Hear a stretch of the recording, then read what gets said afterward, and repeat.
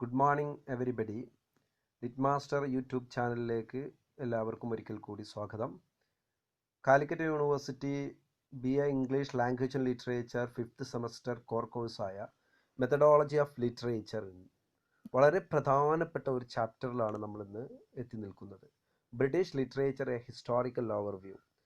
വളരെ പ്രധാനപ്പെട്ടിട്ടുള്ള ഒരു ഭാഗമാണ് നമ്മളിന്ന് ക്ലാസ് എടുക്കുന്നത്. ലിറ്ററേച്ചർ വിദ്യാർത്ഥികളെ സംബന്ധിച്ചിടത്തോളം പ്രത്യേകിച്ചും ഇംഗ്ലീഷ് ലിറ്ററേച്ചറിൻ്റെ ഒരു ചെറിയ ഹിസ്റ്ററിയാണ്. അതിലെ വിവിധ ഘട്ടങ്ങളെയും കാലഘട്ടത്തെയും കുറിച്ചിട്ടാണ് നമ്മളിന്ന് ഡിസ്കസ് ചെയ്യുന്നത്. ലിറ്ററേച്ചർ വിദ്യാർത്ഥികൾ വളരെ ശ്രദ്ധയോടുകൂടി പഠിക്കേണ്ട ഒരു ഭാഗം കൂടിയാണിത്. നമുക്ക് വിവിധ ഘട്ടങ്ങളായിട്ട് ലിറ്ററേച്ചറിനെ തിരിച്ചതിലേക്ക് നമുക്ക് പോകാം. പാർട്ട് 2 നിന്ന് നമ്മളതാണ് ഡിസ്കസ് ചെയ്യുന്നത്. ആദ്യമായിട്ട് ഒന്നാമത്തെ ഭാഗം ഓൾഡ് ഇംഗ്ലീഷ് എന്ന് പറയുന്ന ഒരു ഭാഗമാണ്. ഇങ്ങനെ ഭാഗങ്ങളാക്കിയിട്ട് ഇംഗ്ലീഷിനെ തിരിച്ചിരിക്കുന്നത് MH എബ്രഹാംസ് എന്ന് പറയുന്ന വളരെ പ്രശസ്തനായ മോഡേണിസ്റ്റ് റൈറ്ററാണ്. അദ്ദേഹത്തിൻ്റെ ഒരു കാറ്റഗറൈസേഷനാണ് വിവിധ കാലഗണനയുടെ അടിസ്ഥാനത്തിൽ, വിവിധ ഇയേഴ്സിൻ്റെ അടിസ്ഥാനത്തിൽ ലിറ്ററേച്ചറിനെ തരം തിരിച്ചിരിക്കുന്നത്. So we can go to old English period or Anglo Saxon period. This is the first period from where English emerged as a language and it is literature also. We know before 1000 years English was not existed.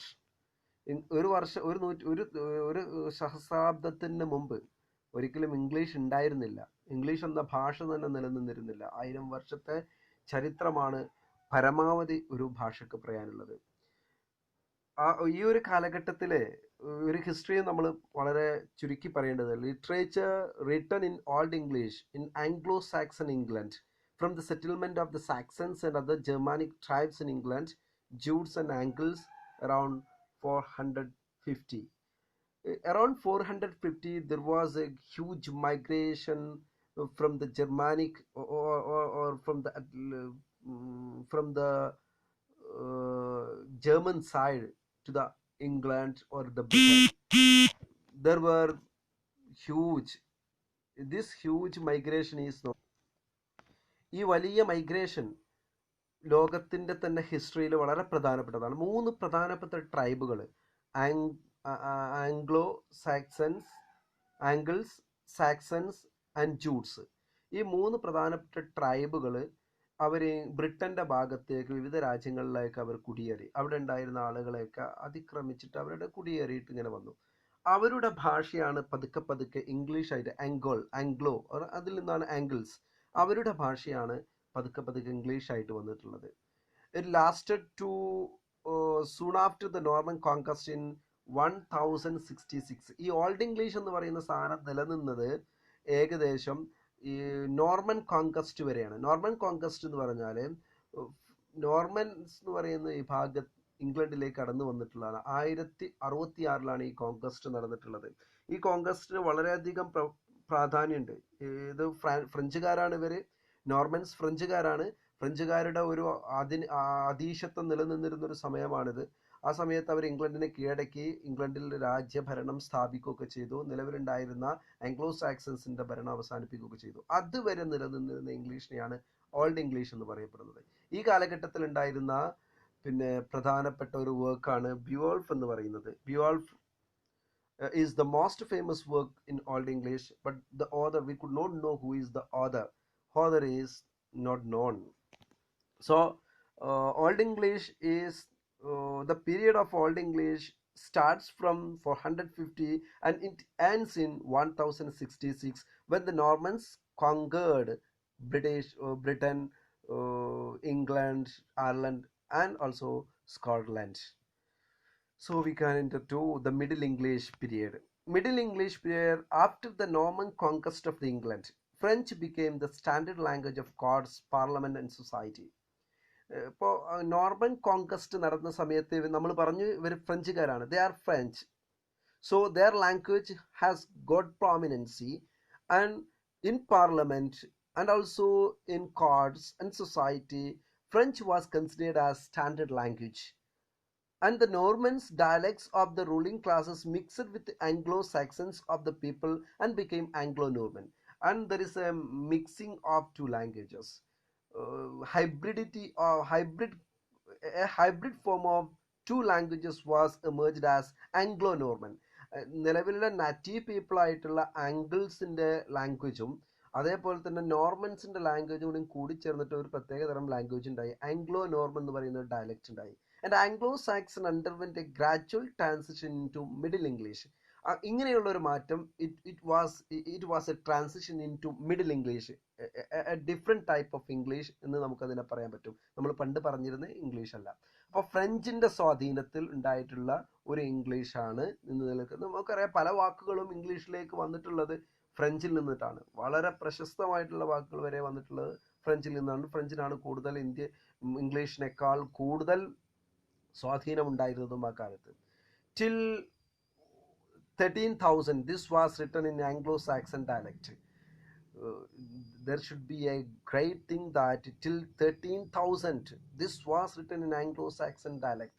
English was written in 13,000 written in Anglo-Saxon dialect. English എഴുതപ്പെട്ടിരുന്നത് Anglo Saxon ഡയലക്റ്റിലായിരുന്നു. അതിലുള്ള ഒരുപാട് കൃതികളുണ്ട് ആ ഒരു കാലഘട്ടത്തിൽ എഴുതപ്പെട്ടിരുന്ന. വളരെ influential works are there in this period, like Marie de Francis Layas, Guillaume de Loris and Jean de Mons, Roman de la Rose, ഇങ്ങനെയൊക്കെയുള്ള കുറേ പുസ്തകങ്ങൾ വന്നിട്ടുണ്ട്. But the most important work and person of this period is Geoffrey Chaucer. We know, father of English poetry, Geoffrey Chaucer. His Canterbury Tales written in East Midland dialect, which is the dialect of Geoffrey Chaucer's The Canterbury Tales. വളരെ നമ്മൾ എപ്പോഴും ചോദിക്കുന്ന ഒരു പ്രശസ്തമായിട്ടുള്ള ഒരു ചോദ്യമാണ്, നെറ്റിൻ്റെ എക്സാമുകൾക്കും മറ്റൊക്കെ ചോദിക്കുന്ന ഒരു ചോദ്യമാണ്, which is the dialect of Canterbury tales. അവ ഈസ്റ്റ് മിഡ്ലാൻഡ് ഡയലക്റ്റിലാണ് എഴുതപ്പെട്ടിരിക്കുന്നത്. അതുകൊണ്ട് തന്നെ ഇന്നത്തെ നമ്മുടെ ആദ്യത്തെ ചോദ്യം, നമ്മൾ എല്ലാ ദിവസവും ചോദ്യം ചോദിക്കലുണ്ട്, കമൻറ്റ് ബോക്സിൽ എഴുതാൻ വേണ്ടിയിട്ട് ചോദ്യം ചോദിക്കലുണ്ട്. ഇന്നത്തെ ചോദ്യം, ആദ്യത്തെ ചോദ്യം, question number A is which is the dialect of Canterbury tales. അപ്പോൾ അത് എല്ലാവരും അതിന് ആൻസർ കമൻറ്റ് ബോക്സിൽ ഇടുക. അപ്പോൾ ജെഫ്രി ചോസർ ഇംഗ്ലീഷ് പോയട്രിയുടെ പിതാവ് എന്നറിയപ്പെടുന്നു. അദ്ദേഹം വളരെ പ്രശസ്തനാണ്, നമുക്കറിയാം, നമുക്ക് ശേഷം പഠിക്കാനുണ്ട്. And there were other poets who lived in the time of Chaucer. William Langland, one of the famous poet, and his Piers and the Plowman is very important. This also be asked for many other competitive questions. And John Gower's Confessio Amandis is another book. John Gower's Confessio Amandis. And notable prose is Thomas Malory's Mort de Arthur. This is also very important prose. Prose is started, it is verses. Prose ഇങ്ങനെ തുടങ്ങിക്കൊണ്ടിരിക്കുകയാണ് അതിൻ്റെ വരികൾ. So വളരെ important ആയിട്ടുള്ളതാണ് Thomas മെലോറിയുടെ mort D other എന്ന് പറയുന്നത്. These are written in middle English period. This middle English was formed out of Anglo-Saxon language and the Norman language. These two languages were mixed up and a new dialect and new form of language was created, made up, and this was the formal language of those times. The next period is Renaissance period. Renaissance period is an umbrella term used to different types of different terms, different forms of periods. ഒരുപാട് വ്യത്യസ്തമായിട്ടുള്ള പീരിയഡുകൾക്ക് പറയപ്പെടുന്ന ഒരു സമയമാണ് renaissance period എന്ന് പറയുന്നത്. നമ്മൾ നേരത്തെ പറഞ്ഞ മിഡിൽ ഇംഗ്ലീഷ് പീരിയഡ് അവസാനിക്കുന്നത് 1498 1500 അവസാനിക്കുന്നത്. 1498 1500 അത് അവസാനിക്കുന്നത്. അവിടെ മുതൽ തുടങ്ങുന്നു ദ റിനൈസൻസ് പീരിയഡ്. റിനൈസൻസ് പീരിയഡിന്റെ പ്രത്യേകത, it starts from the early 16th century and ends in 1660. And what is the importance of this age? The first one is secular literature emerged in this time. We know that in the old English and in the old in ancient times there were many literatures, but most of them concentrated on religious, cultural, and like that of the terms. But now secular literature emerged. ഇന്ന് ഈ സമയത്ത് എന്ത് ചെയ്തു, secular literature വന്നു. ഒരുപാട് തരത്തിലുള്ള വ്യത്യസ്തമായിട്ടുള്ള പിന്നെ എല്ലാവർക്കും ഉൾക്കൊള്ളാൻ പറ്റുന്ന തരത്തിലുള്ള ലിറ്ററേച്ചറുകളൊക്കെ വന്നു. ഇത് റിഫോർമേഷന്റെ ഭാഗമായിട്ട് വന്നിട്ടുള്ളതാണ് കേട്ടോ. റിഫോർമേഷൻ 1550-കളിൽ നടന്നിട്ടുള്ള ഒരു റിഫോർമേഷൻ ഉണ്ട് ഇംഗ്ലണ്ടിൽ. അത് നിങ്ങൾ ബ്രിട്ടീഷ് ഹിസ്റ്ററിയിലൊക്കെ പഠിച്ചിട്ടുണ്ടാവും. അതുവരെ ഇംഗ്ലണ്ടിലെ ക്രിസ്ത്യാനികൾ ഫോളോ ചെയ്തിരുന്നത് റോമൻ കാത്തോലിസിസം ആയിരുന്നു. അതിൽ നിന്ന് അവരൊരു ബ്രേക്കപ്പ് നടത്തിയിട്ട് ആംഗ്ലിക്കനിസം എന്ന് പറയുന്ന ഇംഗ്ലണ്ടുകാരുടെ ഒരു ക്രിസ്ത്യാനിറ്റി ഉണ്ടാക്കി. അതിനെ നമ്മൾ റിഫോർമേഷൻ എന്നൊക്കെ പറയുന്നത്. അതിനെ തുടർന്നുണ്ടായിട്ടുള്ള ഒരു മാറ്റമാണിത്. അതിനെ തുടർന്ന് റിഫോർമേഷനെ തുടർന്നിട്ട് ഒരുപാട് മാറ്റമുണ്ടായി. പ്രൊട്ടസ്റ്റന്റ് എന്ന വിഭാഗക്കാരുണ്ടായി. പ്രൊട്ടസ്റ്റന്റുകാരും ആംഗ്ലിക്കൻസും തമ്മിലുള്ള ഫൈറ്റുകളൊക്കെ നടക്കുന്ന ഈ സമയത്താണ് കേട്ടോ. Quest for knowledge is another theme of this time. We know in the time of the industrialization, this was the starting time of the industrialization. Industries were formed and people started to go world over and to understand different people, different cultures. ഒരു തരത്തിലുള്ള അന്വേഷണത്തിന്റെ ത്വര എന്ന് പറയുന്ന ഇമ്പീരിയലിസത്തിന്റെ ഒരു motto ഉണ്ട്. Cost for knowledge എന്ന ഇമ്പീരിയലിസത്തിന്റെ ഒരു പ്രധാനപ്പെട്ട ഒരു ഒരു ചിന്ത. അതിന്റെ ഒരു തുടക്കം എന്ന് പറയുന്നത് ഈ റിനൈസൻസ് കാലഘട്ടത്തിലാണ്. The substitution of Copernican for the Ptolemaic system of astronomy. We know till 1500 the people believed that Christianity taught to the people that or the thoughts of Ptolemy. Ptolemy said that നമുക്കറിയാം ടോളമിയുടെ ഒരു ഇത് സൂര്യൻ ഭൂമിക്ക് ചുറ്റും സഞ്ചരിച്ചു കൊണ്ടിരിക്കുന്നു എന്ന് പറയുന്ന ഒരു സിദ്ധാന്തം. ആ സിദ്ധാന്തത്തെ തകർത്തിട്ട് കോപ്പർനിക്കസിന്റെ സിദ്ധാന്തം വന്നു. സൂര്യന് ചുറ്റും ഭൂമിയാണ് കറങ്ങുന്നത്. ഇത് വളരെയധികം കോളിളക്കങ്ങൾ സൃഷ്ടിച്ചിട്ടുണ്ട്. അത് ഒരു വലിയ തരത്തിലുള്ള റിനൈസൻസ് ആണ്, ഒരു ചിന്തയാണ് പിന്നെ ആ കാലഘട്ടത്തിലെ ജനങ്ങൾക്കിടയിൽ ഉണ്ടാക്കിയിട്ടുള്ളത്. And this substitution of Copernican for the Ptolemaic system of astronomy is also led to Renaissance, and it is also one of the symbol of the Renaissance age. The decline of the feudal system and the growth of commerce. We know that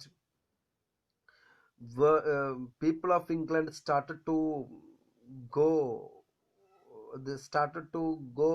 world over, and they understood different cultures, and they gained money from there and started commerce to different countries. വ്യത്യസ്ത രാജ്യങ്ങളുമായി വാണിജ്യം ആരംഭിച്ചു. വ്യത്യസ്ത രാജ്യങ്ങളിലെ കൾച്ചറൊക്കെ മനസ്സിലാക്കി വന്നു. അത് പിന്നെ ഇൻഡസ്ട്രിയലൈസേഷൻ നടന്നു. ഇതൊക്കെ എന്ത് ചെയ്തു, ഭയങ്കരമായ മാറ്റം ഉണ്ടാക്കി. ഫ്യൂഡൽ സിസ്റ്റം ഇല്ലാതായി തീർന്നു. ഇൻഡസ്ട്രിയലൈസേഷന്റെ ഒരു പ്രധാനപ്പെട്ട സംഭവമാണ് ഫ്യൂഡൽ സിസ്റ്റം തകരുകയും ക്ലാസ് സിസ്റ്റം വരികയൊക്കെ ചെയ്തിട്ടുള്ളത്. അതുവരെ ഉണ്ടായിരുന്നത് ഫ്യൂഡൽ പ്രഭുക്കന്മാർ, ഇടപ്രഭുക്കന്മാർ എന്നൊക്കെ പറയുന്ന ആ ഒരു സിസ്റ്റം ആയിരുന്നെങ്കിൽ പിന്നീട് അത് upper class, middle class, lower class എന്ന് പറയുന്ന ഇൻഡസ്ട്രിയലൈസേഷന്റെ ഒരു പിന്നെ വ്യത്യസ്തമായ രീതിയിലേക്ക് പ്രവേശിച്ചു. And the invention or application of such potentially powerful innovations as paper, printing, and Mariner's compass and gunpowder, these are innovations and discoveries done by humanity, and this also led to Renaissance and think forward and to get into new realm of knowledge. First one is innovation of paper and printing machine was invented in 1450. 1450 printing machine വന്നു ഗുട്ടൻബർഗിന്റെ. അതിനുശേഷം paper, പിന്നെ mariner's compass, ലോകത്തിന്റെ വിവിധ രാജ്യങ്ങളിലേക്ക് കപ്പലിൽ യാത്ര ചെയ്യുന്ന ആളുകൾക്ക് ദിശ കണ്ടെത്താൻ കഴിയുന്ന ഒരു കമ്പാസ് അവർ കണ്ടെത്തി. ആൻഡ് ഗൺ പൗഡർ, വെടിമരുന്ന് കണ്ടെത്തിയതൊക്കെ ഈ കാലഘട്ടത്തിലാണ്. And this also made the English community forward, think forward, അവരെ മുന്നോട്ട് സഞ്ചരിക്കാൻ ഇവരെ പ്രേരിപ്പിച്ചുകൊണ്ടിരുന്നു. And writers stood for humanism. Another important thing of this age is writers like Shakespeare, Milton, they stood for humanism. They gave more importance to humanity and the values of human life. These are the important. ഇതിന്റെ കീഴിൽ വ്യത്യസ്തമായ കാലഘട്ടങ്ങൾ വരുന്നുണ്ട്. അതാണ് next നമ്മൾ പഠിക്കാൻ പോകുന്നത്. The first is Elizabethan age. Elizabethan literature refers to bodies of work produced during the reign of Queen Elizabeth, 1558 to 1603. The date is very important. എല്ലാവരും not ചെയ്ത് വെക്കണം. ക്യൂൻ എലിസബത്ത് രാജ്ഞിയായി അവരോധിക്കപ്പെട്ടത് മുതൽ അവരുടെ മരണം വരെയുള്ള സമയമാണ് എലിസബത്തിൻ്റെ ഏജ്. ആ സമയം വളരെ ഇമ്പോർട്ടൻ്റ് ആണ്. 1558 to 1603. And M.H. Abraham said that what are the features of this age? Rapid development in English commerce. We already discussed features of Renaissance. Important thing is that rapid development in English commerce development, maritime power. England has got more power in maritime, in naval areas. അവർക്ക് പിന്നെ കടലിൻ്റെ മേധാവിത്വം കിട്ടിത്തുടങ്ങി. And the nationalist feeling after defeating the Spanish armada. ആ കാലഘട്ടത്തിലെ ഏറ്റവും വലിയ ഒരു പിന്നെ കടലിലെ ശക്തി എന്ന് പറയുന്നത്, the power in the sea was Spanish ആയിരുന്നു. അവരുടെ ഒരു സ്പാനിഷ് അർമഡ എന്ന് പറയുന്ന അവരുടെ ഒരു കപ്പൽ വ്യൂഹത്തെ ഇവർ തകർത്ത് കളഞ്ഞു. ഒരു യുദ്ധത്തെ, കടലിലൂടെയുള്ള യുദ്ധത്തെ ഇംഗ്ലീഷുകാർ തകർത്തു. അത് നടന്നിട്ടുള്ളത് 1558 വലിയൊരു സംഭവമായിരുന്നു. This made A great feeling among the English people that we are powerful. ഞങ്ങൾ വളരെ ശക്തരാണെന്നുള്ള ഒരു ഫീലിംഗ് അവരുടെ ഉള്ളിൽ ഉണ്ടാക്കി. The become confident. We know the Anglo-Saxons have no confidence. They were migrant people. They were also local people, and they lived in a folk style without any of modernity in them. അതൊന്നും ഇല്ലാതെയായിരുന്നു അവർ ജീവിച്ചിരുന്നത് ആ കാലഘട്ടത്തിൽ. സ്പെയിനിലും ഇറ്റലിയിലും ഫ്രാൻസിലോ ഒന്നും ഉണ്ടായിരുന്ന ഒരു തരത്തിലുള്ള modern കാഴ്ചപ്പാടുകളും modernity ഒന്നും ഇല്ലാതെ ദേ വർ കൺസിഡേർഡ് ആസ് സാവിജ് പീപ്പിൾ എന്തായിരുന്നു ആ കാലഘട്ടത്തിലെ അധമ വിഭാഗമായിട്ട് കണക്കാക്കപ്പെട്ടിരുന്ന ഒരു ആളുകളായിരുന്നു അവർ, സാവിജ് പീപ്പിൾ. അവരാണ് പിന്നെ വളരെയധികം കോൺഫിഡൻറ്റോട് കൂടിയിട്ട് after Spanish armada they become more confident. And then also they have a feeling of ഞങ്ങളൊരു ഭയങ്കര ശക്തിയാണെന്നുള്ള ഒരു വി ആർ പവർഫുൾ എന്നൊരു തോന്നൽ അവർക്കുണ്ടായി. And the important writers of this age were William Shakespeare. The early ages of William Shakespeare അതിനുശേഷവും ജീവിച്ചിട്ടുണ്ട്. അദ്ദേഹത്തിൻ്റെ അടുത്ത ഏജിലും അദ്ദേഹം വരുന്നുണ്ട്. ഇദ്ദേഹത്തിൻ്റെ ലാസ്റ്റ് 1601 എഴുതിയിട്ടുള്ള ഒഥല്ലോ വരെ, 1601 എഴുതിയിട്ടുള്ള ഹാംലെറ്റ് വരെയുള്ള ഒരു കാലഘട്ടം, ഹാംലെറ്റ് എഴുതിയ ഒരു കാലഘട്ടം വരെയുള്ള ഒരു സമയം വില്യം ഷേക്സ്പിയർ. ക്രിസ്റ്റഫർ മാർലോ, വളരെ പ്രശസ്തനായ ഡോക്ടർ ഫോസ്റ്റസിനെ പോലെയുള്ള ഒരു വളരെ പ്രശസ്തമായ നാടകങ്ങൾ എഴുതിയിട്ടുള്ള Christopher Marlow, Ben Johnson, the alchemist അടക്കമുള്ള വളരെ പ്രശസ്തമായ, നമ്മുടെ ഇന്നത്തെ കാലത്ത് നമ്മുടെ പൗലോ കോലോയുടെ ആൽക്കമിസ്റ്റ് അല്ല, ഒരു പഴയ ഡ്രാമ ഉണ്ടായിരുന്നു ആൽക്കമിസ്റ്റ്, ബെൻ ജോൺസൺ എഴുതിയിട്ടുള്ള.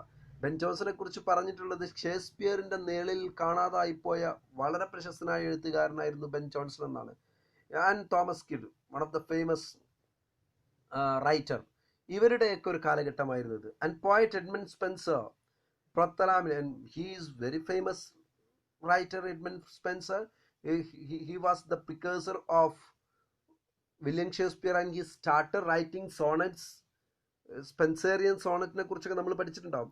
സ്പെൻസർ ആണ് ആദ്യമായിട്ട് ഇംഗ്ലീഷിൽ സോണറ്റ് ചെയ്ത് തുടങ്ങിയിട്ടുള്ളത്, അതിന് പ്രാമുഖ്യം കൊടുത്തിട്ടുള്ളത്. അതിനു മുമ്പ് തന്നെ ഏൾ ഓഫ് സസെക്സ് ഒക്കെ അത് തുടങ്ങിയിട്ടുണ്ട്. പക്ഷേ സ്പെൻസർ ആണ് അതിന് ഒരു പ്രാമുഖ്യം കൊടുത്തിട്ടുള്ളത്. ആൻഡ് വില്യം ഷേക്സ്പിയർ മേടിച്ചു അതിന് സോണറ്റുകൾക്ക് ഒരു മാറ്റം വരുത്തി. അങ്ങനെ വ്യത്യസ്തമായിട്ടുള്ള ഒരു റിനൈസൻസിന്റെ ഒരു കാലഘട്ടമായിരുന്നു എലിസബത്തൻ ഏജ്. എലിസബത്ത് രാജ്ഞിയുടെ ഒരു സ്വാധീനം കൂടി ഇതിലുണ്ടായിരുന്നു. എഡ്മണ്ട് സ്പെൻസറുടെ പ്രശസ്തമായിട്ടുള്ള പ്രോത്തലാമിയനും എപ്പിത്തലാമിയനും ഒക്കെ എഴുതിയിട്ടുള്ളത് ഈ ഒരു കാലഘട്ടത്തിലാണ്. Next, Jacobian age. After the death of Elizabethan rage Queen Elizabeth, James I assumed the power and his reign was started in 1603, and it ends on 1625. This period is called Jacobean age. Or the period of James I is called Jacobean age. James ഫസ്റ്റിന്റെ ഒരു കാലഘട്ടമാണ് നമ്മൾ പറയുന്നത് എന്ത്, Jacobian age എന്ന് പറയുന്നത്. ഇതിലെ വളരെ പ്രശസ്തമായിട്ടുള്ള എഴുത്തുകാർ we know who are them. Shakespeare also there. John Donne is another important writer of this age. Metaphysical poems of John ഡണ്ണിന്റെ മെറ്റാഫിസിക്കൽ പോയംസ് എഴുതപ്പെട്ടിട്ടുള്ള ഒരു കാലഘട്ടത്തിലാണ്. And Robert Burton's anatomy of melancholy, another very famous prose written in English is Anatomy of Melancholy. മലയാളത്തിൽ അടുത്ത കാലത്ത് ഇറങ്ങിയിട്ടുള്ള സൂസന്നയുടെ ഗ്രന്ഥപുര എന്ന പുസ്തകത്തിൽ, അച്ചൈ P മങ്ങാട്ടിന്റെ സൂസന്നയുടെ ഗ്രന്ഥപുര എന്ന പുസ്തകത്തിൽ ഉടനീളം ചർച്ച ചെയ്യുന്ന ഒരു പുസ്തകമാണ് അനാട്ടമി ഓഫ് മെലങ്കലി എന്ന റോബർട്ട് ബർട്ടന്റെ പുസ്തകം. വളരെ പ്രശസ്തമാണ്. ഇതൊക്കെ എഴുതപ്പെട്ടിട്ടുള്ളത് ഈ ഒരു കാലഘട്ടത്തിലാണ്. ആൻഡ് ഷേക്സ്പിയറിന്റെ ഒഥല്ലോ, കിങ് ലിയർ, മാക്ബത്ത് അടക്കമുള്ള ഇതൊക്കെ എഴുതപ്പെട്ടിട്ടുള്ളത് ഈ ഒരു കാലഘട്ടത്തിലാണ്, അതിനുശേഷം വന്നിട്ടുള്ളതാണ്. And also Ben Jonson, John Fletcher, there are many writers, Ben Jonson, John Fletcher, John Webster, George Chapman, Michael Drayton, and also Francis Beaumont and Thomas Middleton and Philip Messenger. ഇവരൊക്കെ വളരെ പ്രശസ്തരായിട്ടുള്ള ആ കാലഘട്ടത്തിലെ എഴുത്തുകാരാണ്. And also Elizabeth Carys, this is very important. Elizabeth Carys, The Tragedy of Mariam, the Fairy Queen of Jewry, first published long play of English woman. ഒരു English എഴുത്തുകാരി എഴുതുന്ന long play ആണ്. Which is the, അപ്പൊ next question, ഇന്നത്തെ second question number B is, ആരാണ് പിന്നെ who wrote the tragedy of Mariam? The tragedy of Mariam അത് ആരാണ് എഴുതിയിട്ടുള്ളത്? ഈ ഒരു പുസ്തകത്തിന്റെ പ്രത്യേകത, ആദ്യമായിട്ട് ഒരു സ്ത്രീ എഴുതിയിട്ടുള്ള ലോങ് പബ്ലിഷ്ഡ് പ്ലേ ആണ് എന്ത്, the tragedy of Mariam. Very important ആണ്. അടുത്ത എക്സാമുകൾക്കും വൺ വേർഡ് ക്വസ്റ്റ്യൻ ഒക്കെ ചോദിക്കുന്നതാണിത്.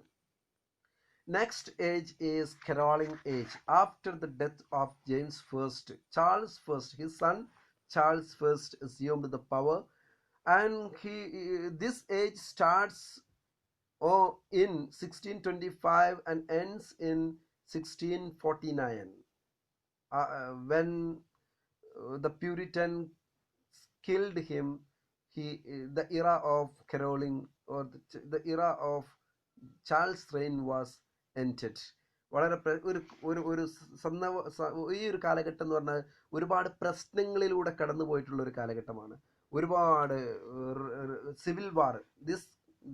This period is known as the time of civil war between cavaliers and roundheads. രണ്ട് ടീമുകളാണ് ഉണ്ടായത്. ഇന്ന് നമുക്കറിയാം ലോകത്തിന്റെ എല്ലാ, ഇപ്പൊ അമേരിക്കയില് Republicans and Democratics, labour party and ബ്രിട്ടനിലേക്ക് വരുന്ന സമയത്ത് labour party and liberal party, അങ്ങനെ രണ്ടെണ്ണം. അങ്ങനെ എല്ലായിടത്തും രണ്ട് പാർട്ടികൾ ഇങ്ങനെ നിലനിൽക്കുന്ന ഒരു സിസ്റ്റം ഉണ്ട്. അതിൻ്റെ ഒരു തുടക്കം എന്ന് നമുക്ക് ഏകദേശം പറയുന്ന ഒരു സമയമാണ് കാവാലിയേഴ്സ് ആൻഡ് റൗണ്ട് ഹെഡ്സ്. രാജാക്കന്മാരെ പിന്നെ റോയലിസ്റ്റുകൾ, കാവാലിയേഴ്സിന് മറ്റൊരു പേരാണ് റോയലിസ്റ്റുകൾ, രാജ്യഭരണത്തെ സപ്പോർട്ട് ചെയ്യുന്ന ആളുകൾ. റൗണ്ട് ഹെഡ്സ് എന്ന് പറഞ്ഞാൽ വിപ്ലവകാരികൾ. അവരുടെ തലക്ക് മുകളിൽ ഒരു ചുവന്ന പിന്നെ ടവല് കൊണ്ട് അവർ കെട്ടിയിരുന്നത്രേ. അതുകൊണ്ടാണ് റൗണ്ട് ഹെഡ്സ് എന്ന പേര് അവർക്ക് വന്നിട്ടുള്ളത്. And they are the supporters of parliament. They said that parliament should be existed. Parliament should have been given more power, and the decision should be undertaken from the parliament. And there is no such a power which encompasses the parliament. അങ്ങനെ ഒരു power ഉണ്ടായിരിക്കാൻ പാടില്ല എന്നൊരു അഭിപ്രായമായിരുന്നു round ഹെഡ്സിന് ഉണ്ടായിരുന്നത്. ഈ round ഹെഡ്സുകളായിട്ടുള്ള ആളുകളൊക്കെ അധികം Puritan വിഭാഗമായിരുന്നു. Puritan വിഭാഗം എന്ന് പറയുന്നത് ഈ ഒരു കാലഘട്ടത്തിൽ ഉദയം ചെയ്തിട്ടുള്ള ഒരു വിഭാഗമാണ്. നമ്മൾ ആദ്യം പറഞ്ഞു റോമൻ കാത്തോലിക്കുകളായിരുന്നു ഇംഗ്ലണ്ടിൽ ഉണ്ടായിരുന്നത്. അത് പിന്നീട് ആംഗ്ലിക്കൻ ക്രിസ്ത്യാനിറ്റി ആയിട്ട് മാറി. ആ സമയത്ത് തന്നെ പിന്നെ പ്രൊട്ടസ്റ്റന്റുകാർ വന്നു. അതേ സമയത്ത് അതിനുശേഷം വന്നിട്ടുള്ള മറ്റൊരു വിഭാഗമാണ് പ്യൂരിറ്റൻസ്. പ്യൂരിറ്റൻസിന്റെ ഒരു വാദം എന്ന് പറയുന്നത് the Christianity prevailed here in England is not the real Christianity. We should have to go to Rome and Latin and അവിടെ നിന്ന് നമ്മൾ പഠിക്കണം. ഇപ്പോൾ നമ്മൾ ക്രിസ്ത്യാനിറ്റി ഒക്കെ ആകെ മോശമായിട്ട് തിരിച്ചു പോകണം, ഒരു ക്ലാസിക്കൽ ക്രിസ്ത്യാനിറ്റിയിലേക്ക് നമ്മൾ തിരിച്ചു പോകണം എന്നുള്ള ഒരു വാദക്കാരായിരുന്നു അവര് ജോൺ മിൽട്ടൺ അടക്കമുള്ള വളരെ പ്രശസ്തരായിട്ടുള്ള എഴുത്തുകാരൊക്കെ അവരെ പിൻപറ്റുന്ന ആളുകളായിരുന്നു. ഇംഗ്ലീഷ് പോയട്രിയെ മൊത്തെടുത്ത് നോക്കിയാൽ അതിലെ വളരെ പ്രശസ്തരായിട്ടുള്ള ഒരു എഴുത്തുകാരനാണ് ജോൺ മിൽട്ടൺ. അദ്ദേഹം ഇവരുടെ കൂടെയായിരുന്നു, റൗണ്ട് ഹെഡ്സിന്റെ കൂടെയായിരുന്നു. And Areopagitica, one of the famous pamphlet written by John Milton, which first proclaims the freedom of speech and freedom of expression. Freedom of expression ആദ്യമായി പ്രഖ്യാപിക്കുന്ന ഇംഗ്ലീഷ് ലിറ്ററേച്ചറിൽ ആദ്യമായി പ്രഖ്യാപിച്ചിട്ടുള്ള പുസ്തകം ജോൺ മിൽട്ടന്റെ അരിയോപഗറ്റിക്കയാണ്. അത് എഴുതപ്പെട്ടിട്ടുള്ളത് ഈ ഒരു കാലഘട്ടത്തിലാണ്. So the second question is that who wrote Areopagitica? Who wrote third question number C. Who wrote Areopagitica? And there were some poets who were known as Cavalier poets and who supported the king, and they are also known as royalist. കുറച്ച് ആളുകൾ ഉണ്ടായിരുന്നു. പിന്നെ കവാലിയർ poets എന്ന പേരിൽ അറിയപ്പെടുന്ന Richard Lovelace, sir John Suckling, Thomas Carew, Robert Herrick, ഇവരൊക്കെ ആയിരുന്നു ഈ കവാലിയർ പോയറ്റ്സ് എന്ന പേരിൽ അറിയപ്പെടുന്നത് ഈ കാലഘട്ടത്തിൽ ഉണ്ടായിരുന്ന വിഭാഗം. Next, commonwealth period and Puritan interregnum. ഈ ഒരു കാലഘട്ടം എന്ന് പറയുന്നത് ചാൾസ് 1649 ചാൾസ് ഫസ്റ്റിനെ പ്യൂരിറ്റൻസ് വധിച്ചു. അങ്ങനെ പ്യൂരിറ്റൻ രാജാവായിരുന്ന പുതിയ ഒരാൾ അധികാരത്തിലേക്ക് വന്നു, ഒലിവർ ക്രോംവെൽ ആണ് പിന്നീട് അധികാരത്തിലേക്ക് വന്നിട്ടുള്ളത്. അദ്ദേഹം പ്യൂരിറ്റൻ ഭരണമാണ്. ഇനി ഇംഗ്ലണ്ടിൽ നടക്കുന്നത് കുറച്ചു കാലത്തേക്ക്, ഒരു 10-12 വർഷത്തേക്ക് നടക്കുന്നത് പിന്നെ പ്യൂരിറ്റൻ ഭരണമാണ്. Also known as Puritan interregnum. This commonwealth, they called their kingdom as Commonwealth Kingdom, Commonwealth of Britain. അതുവരെ രാജഭരണം, റോയൽ എന്നൊക്കെ അറിയപ്പെട്ടിരുന്ന സാധനം കോമൺവെൽത്ത് ഓഫ് ഇംഗ്ലണ്ട് എന്ന പേരിൽ അറിയപ്പെട്ടു. എല്ലാവർക്കും അവകാശമുള്ള ഒരു സാധനം. അങ്ങനെ അവരൊരു ജനാധിപത്യത്തിന്റെ വാദികളൊക്കെ ആയിരുന്നു കേട്ടോ ഇവര്. And also known as Puritan interregnum. ഇത് പ്യൂരിറ്റൻ ഇന്റർഗ്നം എന്ന പേരിലും അറിയപ്പെടുന്നുണ്ട്. For the execution of Charles first in 1649 to the restoration of monarchy in 1660. 660 വീണ്ടും മൊണാർക്കി വരുന്നത് വരെയാണ് ഇത് നിലനിന്നിട്ടുള്ളത്. Puritan leader Oliver Cromwell was the king, and also theaters was closed. Most important thing is that theaters were closed since 1642 for moral and religious reasons. 1642 മുതൽ തന്നെ തിയേറ്ററുകളൊക്കെ അടച്ചിരുന്നു. അതൊക്കെ അധാർമികമായ പ്രവർത്തനങ്ങൾ അവിടെ നടക്കുന്നതെന്ന് പറഞ്ഞിട്ട് അടച്ചിരുന്നു. അന്ന് രാജാവിന്റെ ഭരണം തന്നെയാണ് കേട്ടോ, ചാൾസ് ഒന്നിന്റെ ഭരണം തന്നെയാണ്. പക്ഷെ ഈ റൗണ്ട് ഹെഡ്സിന്റെ സമ്മർദ്ദത്താൽ ആണ് അന്ന് പിന്നെ തിയേറ്ററുകളൊക്കെ അടച്ചിരുന്നത്. The reason, on the basis of religious and also moral reasons, theaters was closed since 1642. And there were many famous pamphlets of Milton during this period who supported the government, and he also posted as chief information officer of Cromwell dynasty or Cromwell kingdom. ക്രോംവെല്ലിന്റെ ആ ഒരു അധികാരത്തിന്റെ കീഴിൽ ഏറ്റവും വലിയൊരു information officer എന്നൊക്കെ അർത്ഥത്തിലുള്ള ഒരാളൊക്കെ ആക്കിയിട്ട് ആരെ മിൽട്ടനെ നിശ്ചയിക്കുകയൊക്കെ ചെയ്തിരുന്നു. And another important writer is Thomas Hobbes. His political treatise Leviathan, published in 1651, is one of the important book of this time. ഈ സമയത്തുണ്ട മറ്റൊരു പ്രധാനപ്പെട്ട ലെവിയാത്തനാണിത്. ഈ സമയത്ത് കുറച്ച് എഴുത്തുകാരുണ്ട്. Sir Thomas Browne, Thomas Fuller, Jeremy Taylor and Isaac Walton were the main prose writers, and Henry Worm, Edmund Waller, Abraham Cooley, and William Davenant and Andrew Marr were were the chief poets of this period. Andrew Marvell വളരെ പ്രശസ്തനായ പോയറ്റാണ്. Abraham കൂലി വളരെ പ്രശസ്തനായ പോയറ്റാണ്. ഇവരൊക്കെ വന്നിട്ടുള്ളത് ഈ ഒരു commonwealth പീരിയഡിലാണ്. And next, neoclassical age. This was started from 1660 to 1785. ഇതും ഒരു അംബ്രല്ല ടേം ആണ്. ഒരുപാട് കാലഘട്ടത്തെ സൂചിപ്പിക്കുന്നതാണ് നിയോ ക്ലാസിക്കൽ ഏജ് എന്ന് പറയുന്നത്. 1960 തുടങ്ങുന്നു. 1785 neo classical age is a name given to 3 different period from 1660 to 1785. The age of Dryden ends in the next. The first age is age of Dryden. Age of Dryden means age of John Dryden. John Dryden എന്ന് പറയുന്ന വളരെ പ്രശസ്തനായ എഴുത്തുകാരൻ, അദ്ദേഹത്തിന്റെ കാലഘട്ടത്തെയാണ് age of Dryden എന്ന് പറയുന്നത്. Importance of this age is they prolified, they polished the urbanity and also licentious life, wit, not wit, ബുദ്ധി, അതേപോലെ തന്നെ തമാശയോട് കൂടിയിട്ടുള്ള ബുദ്ധി, ഹ്യൂമർ അല്ല. ഇതിനെയൊക്കെ അവർ വളരെയധികം പ്രാധാന്യത്തോട് കൂടിയിട്ട് എഴുതിയിരുന്ന ഒരു കാലമാണ് ദ ഏജ് ഓഫ് ഡ്രൈഡൻ എന്ന് പറയുന്നത്.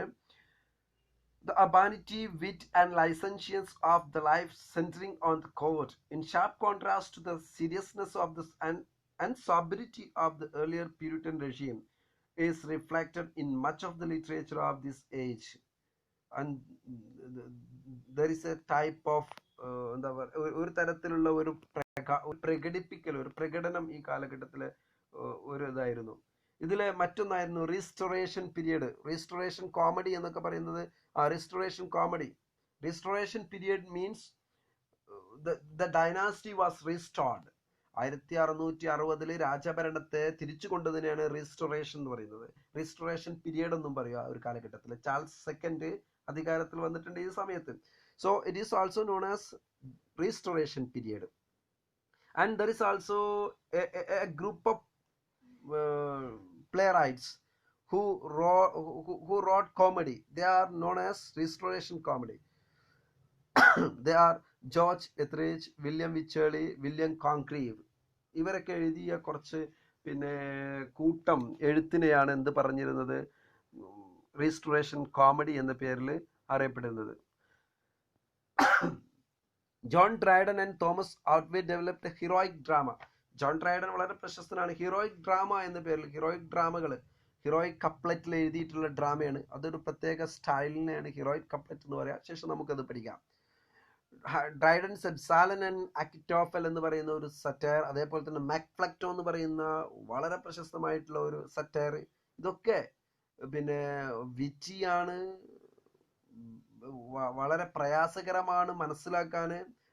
ഒരുപാട് കവിതകളിലൊക്കെ ഒരുപാട് തരത്തിലുള്ള എന്താ പറയാ റെഫറൻസുകൾ, ഒരുപാട് കാര്യങ്ങൾ മനസ്സിലാക്കിയ ഒരുപാട് റെഫറൻസുകളൊക്കെ ഉണ്ട്.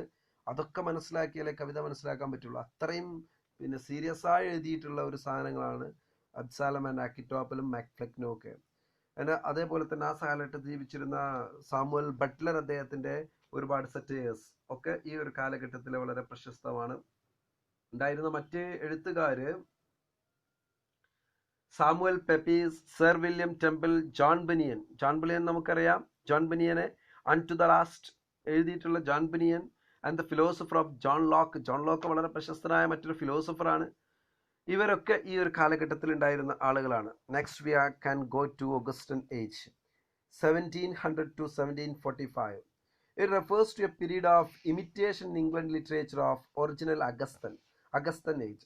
അഗസ്തൻ ഏജ് എന്ന് പറയുന്നത് അഗസ്തസ് എന്ന് പറയുന്ന രാജാവ് റോമിനെ ഭരിച്ചിരുന്ന ഒരു കാലഘട്ടമാണ്. റോമിനെ വളരെ പ്രശസ്തിയിലേക്ക് എത്തിച്ചിട്ടുള്ളത് അഗസ്തസ് രാജാവാണ്. ഈ കാലഘട്ടമാണ് റോമിന്റെ പ്രശസ്തമായ കാലഘട്ടം. റോമിന്റെ എല്ലാവരാലും അറിയപ്പെടുന്ന ഒരു കാലഘട്ടമായി റോമിന് മാറിയത് ഈ ഒരു സമയത്താണ്. അപ്പോൾ ആ ഒരു കാലഘട്ടത്തിലേക്കുള്ള തിരിച്ചുപോക്ക്, imitation of this age is known as Augustan age. They deliberately imitated Augustan literary forms written by Aeneid, the Augustine, the genius of that time, Virgil, Horace and Ovid. ആ കാലഘട്ടത്തിലെ വളരെ പ്രശസ്തരായ ആളുകളായിരുന്നു വെർജിലിന്റെ എനീഷ് ആൻഡ് ഹൊറൈസ് ആൻഡ് ഓവിഷ്. ഇവരൊക്കെ അതേപോലെ copy അടിക്കുക, അവരുപയോഗിച്ചിരുന്ന അതേ literature ഉപയോഗിക്കുക. Their emphasis on social concerns, on which social issue they concern more, is also a concerning issue for this team. Their ideals of moderation, decorum and urbanity, ഇതൊക്കെയായിരുന്നു ആ കാലഘട്ടത്തിലെ പ്രത്യേകത. അവരുടെ അർബാനിറ്റി, അവരുടെ ഐഡിയൽസ് ഓഫ് മോഡറേഷൻ, ഡെക്കോറം എന്നൊക്കെ പറഞ്ഞാൽ അതിൻ്റെ ഒരു സ്റ്റൈല്, പിന്നെ ഡെക്കറേഷൻസ്, ഈ കാര്യങ്ങളൊക്കെയാണ്. Leading writers are known Alexander Pope, Jonathan Swift. It is also known as age of Pope. Alexander Pope വളരെ പ്രശസ്തനായ എഴുത്തുകാരൻ. അദ്ദേഹത്തിന്റെ പേരിൽ ഈ ഏജിനെ അറിയപ്പെടുന്നു age of Pope. So the fourth question is, which age is known as age of Pop? Question number D. Which age is known as age of pop? So, prose of Addison and Steele through the Tatler and the Spectator. ആ കാലഘട്ടത്തിലെ മറ്റു പ്രശസ്തമായിട്ടുള്ള സംഭവമാണ് പ്രോസ്. ഒരു പ്രത്യേക തരം പ്രോസ് emerge ചെയ്തു. അതിൽ ടാറ്റ്ലർ, ദ സ്പെക്ടാക്ടർ, 2 മാഗസിനുകൾ, 2 പത്രങ്ങൾ. അതിൽ അഡിസൺ ആൻഡ് സ്റ്റീൽ ഇവർ നിരന്തരമായി എഴുതിയിരുന്ന ഒരു പ്രത്യേക സ്റ്റൈലിലുള്ള ഒരു എഴുത്ത് വന്നു. ആ കാലഘട്ടത്തിൽ പ്രത്യേകമാണ്. Daniel Defoe introduce the new genre, not gamer, new genre of novel in English with the publication of Robinson Crusoe നമുക്കറിയാം. അതിൻ്റെ പബ്ലിക്കേഷനോട് കൂടിയിട്ട് ഡാനിയൽ ഡിഫോ അത് കൊണ്ടുവന്നതോട് കൂടിയിട്ട് ഒരു പുതിയ കാലഘട്ടം തുടങ്ങി. Next, the third age of neo classical age, മൂന്നാമത്തെ കാലഘട്ടം എന്ന് പറയുന്നത് the age of sensibility. This denotes period between the death of Alexander pop in 1745 and 1785, the year after the death of Samuel Johnson. Dr. Samuel Johnson is very famous critic and writer of that period. Doctor Samuel Johnson വളരെ പ്രശസ്തനായ എഴുത്തുകാരനാണ്.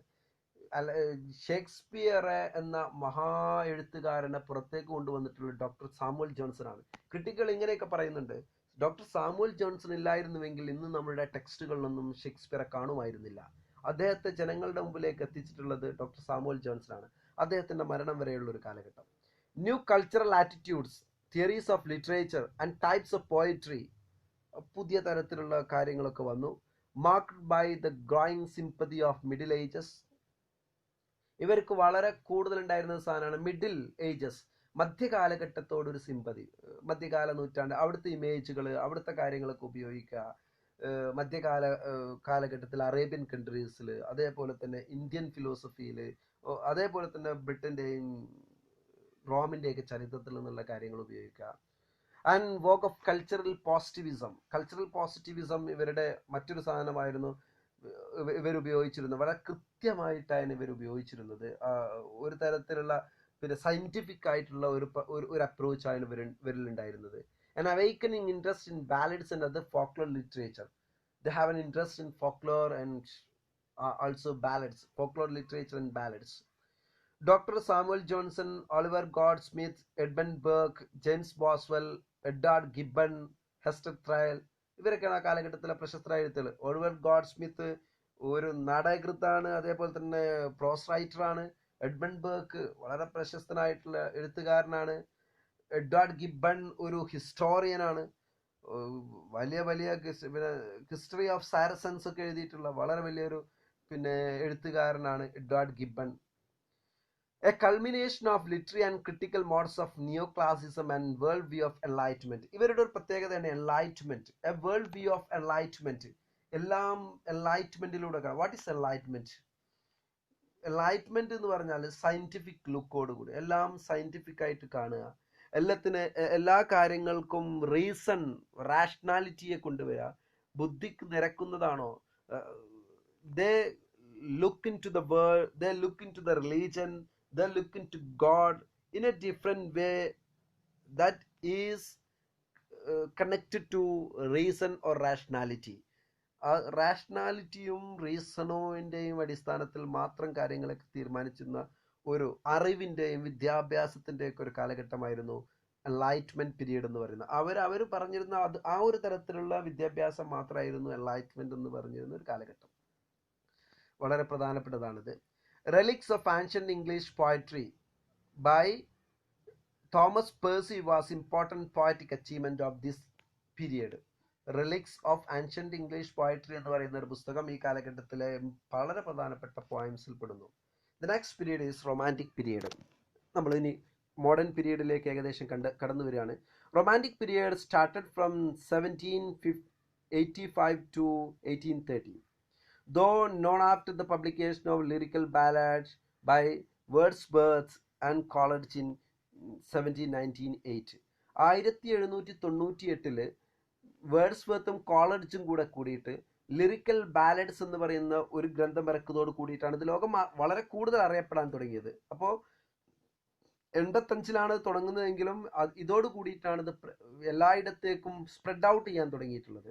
ഇതിൻ്റെ ഒരു പ്രത്യേകത എന്ന് പറഞ്ഞാൽ, റൊമാൻറ്റിസിസത്തിൻ്റെ പ്രത്യേകത എന്ന് പറഞ്ഞാൽ, ഇതിന് മുമ്പുള്ള കാലത്തെ കുറിച്ചിട്ട് വേർഡ്സ്വർത്ത് പ്രിഫേസ് ടു ലിറിക്കൽ ബാലഡിൽ പറയുന്നുണ്ട്, ഇനൈൻ ഫ്രേസോളജി മാത്രം ഉപയോഗിക്കുക, ആർക്കും മനസ്സാകാത്ത ഫ്രേസുകൾ ഉപയോഗിക്കുക, പേഴ്സോണിഫിക്കേഷൻ ഓഫ് അബ്സ്ട്രാക്ട് തിങ്സ്, മനസ്സിലാകാത്ത രീതിയിൽ പേഴ്സോണിഫിക്കേഷൻ നടത്തുക. ഇതൊക്കെ ആയിരുന്നു ഇതിന് മുമ്പുണ്ടായിരുന്ന കാലം. അതിൽ നിന്നൊക്കെ നേരെ തിരിച്ചു വരിക. Imagination superseded for the formulaic classic literature. ഈ ക്ലാസിക് ലിറ്ററേച്ചറിൻ്റെ ഈ ഒരു എന്താ പറയുക, ഈ സ്ട്രക്ചറിന് കൂടുതൽ ഇമ്പോർട്ടൻ്റ് കൊടുക്കുന്ന അതിൽ നിന്ന് മാറിയിട്ട് ഇമാജിനേഷന് പ്രാധാന്യം കൊടുക്കുക. Subjectivity in expression replaced scientific objectivity of the previous period. ഇതിനു മുമ്പ് സയൻറ്റിഫിക് ഒബ്ജക്റ്റിവിറ്റിക്കായിരുന്നു പ്രാധാന്യം കൊടുത്തിരുന്നത്. അതിൽ നിന്ന് നേരെ മാറിയിട്ട് ഒരു വ്യക്തിക്ക് എന്താണോ തോന്നുന്നത് അത് ഏറ്റവും നന്നായി പ്രകടിപ്പിക്കാൻ ശ്രമിക്കുക, അയാളുടെ മനസ്സിൽ തോന്നുന്നത്. A turning to the mental and natural landscapes of creativity substituted to urban spaces of limitation. We already said that when we discussed the age of sensibility, it concentrated on the urban spaces, and they wrote on the urban, the persons like Dryden, they wrote on urbanity, but a turning to the mental and natural landscape of creativity. മനുഷ്യൻ്റെ പച്ചയായ മനുഷ്യൻ്റെ മാനസികവും അവരുടെ പ്രകൃതിയിലേക്കൊക്കെ ഉള്ളൊരു തിരിച്ചുപോക്ക്. Rustic people and rustic language. Wordsworth പറഞ്ഞതാണ് പ്രിഫേസിൽ. അതിൻ്റെ ഒരു സബ്ജക്റ്റ് മാറ്റർ എന്ന് പറയുന്നത് റസ്റ്റിക് പീപ്പിൾ, അതിൽ വില്ലേജ് പീപ്പിളും വില്ലേജ് ലാംഗ്വേജുമാണ് അവരുടെ പ്രധാനപ്പെട്ട concern. Rejection to enlightenment ideology. Enlightenment ideology നമ്മൾ പറഞ്ഞു, അതിൻ്റെ ഒരു rejection. William Wordsworth, Samuel Coleridge, Robert Burns, William Blake, PB Shelley, John Keats, Charles Lamb. അപ്പോൾ ഇതിൽ William Wordsworth, Samuel Coleridge, Robert Burns, ഇവരൊക്കെ, William Blake, PB Shelley, John Keats, ഇവരൊക്കെ പ്രശസ്തരായ കവികളാണ്. അടുത്ത കാലഘട്ടത്തിലും വരുന്ന കവികളാണ്.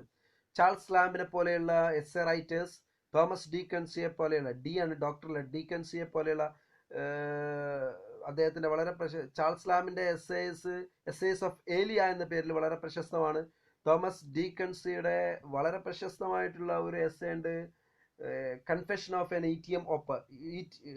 Opium, confession of an opium eater. Opium eater എന്ന പേരിൽ. ജെയിൻ ഓസ്റ്റനെ പോലെയുള്ള എഴുത്തുകാരികൾ, ജെയിൻ ഓസ്റ്റനെ പോലെയുള്ള നോവലിസ്റ്റുകൾ ഒക്കെ ജീവിച്ചത് ഈ കാലഘട്ടത്തിലാണ്. നെക്സ്റ്റ് പീരിയഡ്, ഇതിനോട് തുടർന്ന് വരുന്ന അടുത്ത കാലഘട്ടമാണ് the Victorian period. It refers to reign of Queen Victoria from 1830 to 1901. ഒരു വലിയൊരു കാലഘട്ടം, 70 വർഷത്തോളം വിക്ടോറിയ രാജ്ഞി അധികാരത്തിലിരുന്ന കാലഘട്ടം. 1830 മുതൽ ഇംഗ്ലണ്ട് വളരെയധികം അതിൻ്റെ പ്രശസ്തി വ്യാപിച്ചിട്ടുള്ള ഒരു കാലഘട്ടമാണിത്. 1757 ഒന്നാം സ്വാതന്ത്ര്യ സമരത്തോട് കൂടിയിട്ട് ഇന്ത്യയിൽ പൂർണ്ണമായിട്ടും ബ്രിട്ടീഷുകാർക്ക് കീഴടങ്ങിയിട്ട് ജീവിതം നമ്മൾ തുടങ്ങി ഇന്ത്യയിൽ. അപ്പോൾ ഇവിടുന്നും മറ്റുള്ള കോളനിയിൽ നിന്നൊക്കെ സമ്പത്ത് അങ്ങോട്ട് ഒഴുകിക്കൊണ്ടിരുന്നു. ഇതോട് കൂടിയിട്ട് ഇംഗ്ലണ്ട് സമ്പന്നമായി, വളരെ കൂടുതൽ സമ്പന്നമായി. ആ സമ്പന്നതയിലേക്കാണ് വിക്ടോറിയ രാജ്ഞിയെ പോലെയുള്ള ഒരാൾ അധികാരത്തിലേക്ക് വരുന്നത്. അവരുടെ പോളിസീസ് ഒക്കെ ആളുകളെ ആ സമ്പന്നതയിൽ വളരെയധികം സഹായിച്ചു. ട്രമൻഡസ് എക്കോണമിക് ഗ്രോത്ത് ഉണ്ടായി ആ കാലഘട്ടത്തിൽ. Spread of industrialisation and emergence of trade unionism. Industrialisation നമ്മുടെ കൊൽക്കത്തയിലും ധാക്കയിലും ഒക്കെ ഉള്ള ഇന്നത്തെ ബംഗ്ലാദേശിലെ ധാക്കയിലൊക്കെ ഉള്ള പിന്നെ തുണി മില്ലുകൾ, ചണം ഇവിടുന്ന് അങ്ങോട്ട് കൊണ്ടുപോകും മാഞ്ചസ്റ്ററിലേക്കും ഒക്കെ. എന്നിട്ട് അവിടെ നിന്ന് തുണിയാക്കിയിട്ട് തിരിച്ചു കൊണ്ടുവരും. ഇൻഡസ്ട്രി അവിടെ ഉണ്ടായിരുന്നത്. ആ ഒരു ഇൻഡസ്ട്രി, അപ്പൊ അവിടെ ഒരു ഭയങ്കര വികസനം ഉണ്ടായി, വലിയ വികസനം ഉണ്ടായി. ആ കാലത്ത് തന്നെ trade unionism emerged there in England. അതൊക്കെയായിരുന്നു ആ കാലഘട്ടത്തിന്റെ പ്രത്യേകത. ആ കാലഘട്ടത്തിലെ എഴുത്തുകാർ റോബർട്ട് ബ്രൗണിങ്ങിന്റെ ഡ്രമാറ്റിക് മോണോലോഗ് നമ്മൾ പഠിച്ചിട്ടുണ്ട്. ആൽഫ്രഡ് ടെന്നിസന്റെ പിന്നെ വിക്ടോറിയൻ കോംപ്ലാസൻസിയെ കുറിച്ച് പറയുന്ന, വിക്ടോറിയൻ കാലഘട്ടത്തിലെ ശുഭാപ്തി വിശ്വാസത്തെ കുറിച്ച് പറയുന്ന ഒരു ഇത്. മാത്യു ആർണൾഡിന്റെ ഒരു കൾമിനേഷൻ ഓഫ് വിക്ടോറിയൻ ഏജിന്റെ ഒരു കാലഘട്ടം. ഇതൊക്കെയായിരുന്നു വളരെ പ്രശസ്തരായ 3 എഴുത്തുകാരാണ് ഈ കാലഘട്ടത്തിലേത്. പിന്നെ വിക്ടോറിയൻ ഏജിന് പറയത്തക്ക തരത്തിലുള്ള വികസനവും പുരോഗതിയൊന്നും ഇല്ല. അതേ കാലത്ത് തന്നെ അവിടെ പിന്നെ വേണ്ടത്ര ശ്രദ്ധ കിട്ടാത്ത ആളുകൾ ഉണ്ടായിരുന്നു എന്ന് പറയുന്ന ഒരു ഒക്കെ അങ്ങനെയൊക്കെ ചിന്തിച്ചിട്ടുള്ള ആളാണ് മാത്യു ആർണൾഡ്. പ്രീ റാഫേൽസ് എന്ന് പറയുന്ന ഒരു വിഭാഗം 1845 രൂപപ്പെട്ടു വന്നു. DJ Rossetti, Christina Rossetti, Walter Paterson പോലെയുള്ള ആളുകൾ ഒരുമിച്ച് കൂടിയിട്ടുള്ള ഒരു ഇതാണ്. ഇതില് പ്രീ റാഫേലിറ്റ്സില് റാഫേൽ എന്ന് പറയുന്ന ഒരു ഒരു ചിത്രകാരൻ ഉണ്ടായിരുന്നു. അദ്ദേഹം കൊണ്ടുവന്നിട്ടുള്ള ഒരു എക്സ്പ്രഷനിസ്റ്റ് ഒരു ഐഡിയോളജി ഉണ്ട്. അതിന്റെ മുമ്പുണ്ടായിരുന്ന അദ്ദേഹത്തിന്റെ മുമ്പുള്ള ആളുകൾ, അതായത് പ്രീ റാഫേലിറ്റ്സ് എന്ന് പറയുന്നത് ഈ എക്സ്പ്രഷനിസത്തിന് കൂടുതൽ പ്രാധാന്യം കൊടുത്തിട്ടുള്ള ആളുകളാണ്. കുറച്ചുകൂടെ എക്സ്പ്രസീവായിട്ട് ഒക്കെ എഴുതിയിരുന്ന, വരച്ചുകയും എഴുതുകയൊക്കെ ചെയ്തിരുന്ന ആളുകളാണ്. കാലഘട്ടത്തിലെ പ്രശസ്തരായ എഴുത്തുകാർ ചാൾസ് ഡിക്കൻസിനെ പോലെയുള്ള നോവലിസ്റ്റുകൾ, ബ്രോണ്ടെ സിസ്റ്റേഴ്സിനെ നമുക്ക് വളരെ കൂടുതൽ അറിയാം. ഒരുപാട് പ്രാവശ്യം നമ്മൾ ഇവരുടെ പലതും നമ്മൾ പഠിച്ചിട്ടുണ്ട്. ചാർലറ്റ് ബ്രോണ്ടയുടെ Jane Eyre, Charlotte Bronte sisters 3 പേരാണ്. അവരിലെ ഒരാളാണ് ചാർലറ്റ് ബ്രോണ്ടെ. അവരുടെ ജെയിൻ അയർ എന്ന പുസ്തകം, എമിലി ബ്രോണ്ടയുടെ വുതറിംഗ് ഹെയ്റ്റ്സ് എന്ന പുസ്തകം, ആൻ ബ്രോണ്ടയുടെ ആഗ്നസ് ഗ്രേ എന്ന പുസ്തകം. അതേപോലെ തന്നെ ജോർജ് എലിയറ്റ് പിന്നെ ശരിക്കും പേര് മാരി ആനി വാൻസ് എന്നാണ്. അവരുടെ ആദം ബീഡ്, സിലാസ് മെറൈനർ, ഇതൊക്കെ ഒന്ന്. തോമസ് ഹാർഡി, അദ്ദേഹത്തിന്റെ the Mayor of Casterbridge, Tess of the d'Urbervilles, ഇതൊക്കെ ആ കാലഘട്ടത്തിലെ പ്രശസ്തമാണ്. അതേപോലെ തന്നെ മറ്റു എഴുത്തുകാർ, ഓസ്കാർ വൈൽഡ് വളരെ പ്രശസ്തനായ ഒരു എഴുത്തുകാരനാണ്. The importance of being Earnest എന്ന അദ്ദേഹത്തിന്റെ വളരെ പ്രശസ്തമായിട്ടുള്ള ഒരു ഡ്രാമയാണ്, ഫാൾസ് ഡ്രാമയാണ്. ഇതൊക്കെ വന്നിട്ടുള്ളത് ഈ കാലഘട്ടത്തിലാണ്. വളരെ ലിറ്ററേച്ചറിന് വളരെ കൂടുതൽ പിന്നെ പുരോഗതി വന്നിട്ടുള്ള ഒരു കാലഘട്ടമാണ് ഈ ഒരു കാലഘട്ടം. Next, എഡ്വാർഡിയൻ period. 1-ാം ലോക മഹായുദ്ധത്തിന്റെ വിക്ടോറിയ രാജ്ഞിയുടെ മരണവും 1-ാം ലോക മഹായുദ്ധത്തിന് മുമ്പുള്ള ഒരു 14 വർഷ കാലഘട്ടമാണ് ഇത്.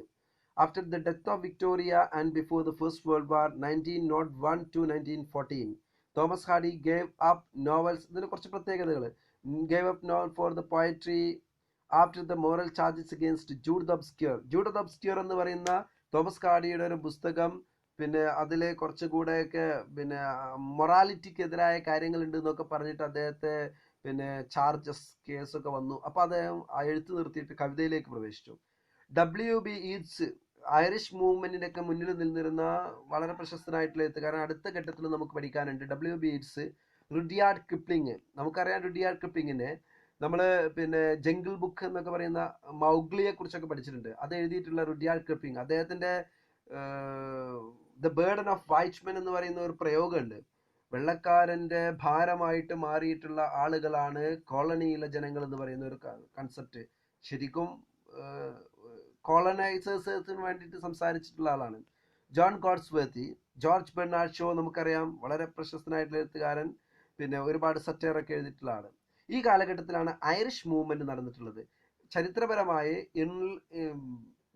ഗ്രേറ്റ് ബ്രിട്ടൻ എന്ന് പറയുന്നത് ഇംഗ്ലണ്ട്, അയർലൻഡ്, സ്കോട്ട്ലൻഡ് 3 കൂടിയിട്ടുള്ളതാണ്. അപ്പൊ ഐറിഷുകാർ സ്വാതന്ത്ര്യത്തിന് പോരാട്ടത്തിന് വേണ്ടിയിട്ട് നടത്തിയിട്ടുള്ള ഒരു സമയമാണ് ഈ ഒരു കാലഘട്ടം. The modern period. Next, modern period എന്ന് പറയുന്ന കാലഘട്ടമാണ്. The period between the beginning of the 2 world wars. അങ്ങനെ നമുക്ക് മനസ്സിലാക്കാം. 2 ലോകമഹായുദ്ധങ്ങൾ തുടങ്ങുന്നതിന് ഇടയിലുള്ള സമയം. 1-ാം ലോകമഹായുദ്ധം തുടങ്ങി 1914 മുതൽ രണ്ടാം ലോകമായുധം തുടങ്ങുന്ന 1939 വരെയുള്ള സമയം. ഇത് കാലഘട്ടത്തിൽ എക്സ്പെരിമെന്റേഷൻ ഇൻ ലിറ്ററേച്ചർ, വളരെ വ്യത്യസ്തമായിട്ടുള്ള എക്സ്പെരിമെന്റേഷൻസ്. ഒന്നാമത്തത് stream of consciousness in fiction. ഫിക്ഷനിൽ വരുന്ന സ്ട്രീം ഓഫ് കോൺഷ്യസ്നസ്, ഒരു ഐഡിയയിൽ നിന്ന് വേറൊരു ഐഡിയയിലേക്ക് അങ്ങനെ പോവുക. ഇതിനെക്കുറിച്ച് ശേഷം നമുക്ക് ഡീറ്റെയിൽഡ് ആയി പഠിക്കാനുണ്ട്. Fragmentation, symbolism and imagism in poetry. പോയട്രിയിലൊക്കെ വളരെ ചെറിയ ചെറിയ ചെറിയ കാര്യം മുറിച്ചിട്ടുള്ള ഒരു ഇത് വരിക. അപ്പൊ മലയാളത്തിലെ ഒരു ആധുനികത, അതായത് മോഡേണിസ്റ്റ് കവിതയിൽപ്പെട്ട ഒന്നാണ് അയ്യപ്പ പണിക്കരുടെ കാലം. അതിങ്ങനെയാണ് തുടങ്ങുന്നത്. കാലമല്ല കം. കം, തകം, പാതകം, കൊലപാതകം, വാഴക്കൊലപാതകം, അങ്ങനെയൊക്കെയുള്ള എഴുത്താണ്. അതിങ്ങനെ എഴുതിയിട്ടുള്ളത് ഒരു പ്രത്യേക ഒരു സ്ക്വയർ അല്ല, ഒരു ചതുര രൂപത്തിലാണ് എഴുതിയിട്ടുള്ളത്. അപ്പൊ അതാണ് ഇമേജിസം. ഒരു തരത്തിലുള്ള ഇമേജിസം വന്നു. ചില തരത്തിലുള്ള സിംബലുകളൊക്കെ ഉപയോഗിക്കാൻ തുടങ്ങി. ഇതൊക്കെ പോയട്രിയിൽ വന്നിട്ടുള്ളതാണ്. ഇത് ഇംഗ്ലീഷ് പോയട്രിയിലൊക്കെ വന്നിട്ടുണ്ട്. വേസ്റ്റ് ലാൻഡ് അതിന് വലിയൊരു ഉദാഹരണമാണ്. ദ വേസ്റ്റ് ലാൻഡ് എന്ന് പറയുന്ന T.S. എലിയറ്റിന്റെ പുസ്തകം, കവിത. And the publication of Love Song of Alfred Prufrock in 1950 and Wasteland in 1922 by T.S. Eliot was decisive break from the previous conventions of